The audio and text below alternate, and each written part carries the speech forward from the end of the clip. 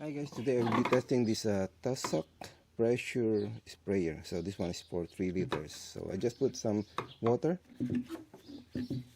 As you can see at the back, there's like a level indicator. So now nearly 3 liters.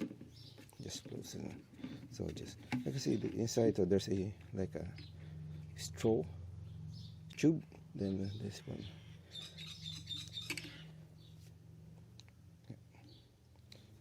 Just close this one.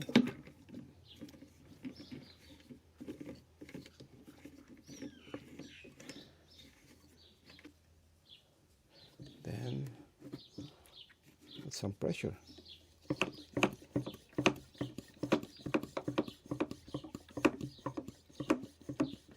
Yeah, then let's try. Can you adjust this one?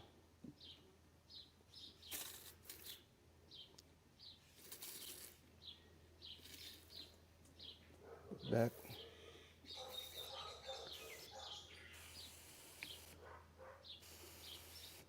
Okay, so this one has no lock, so just press, always press.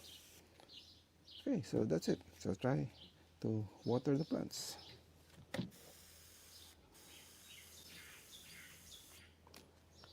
Some adjustment.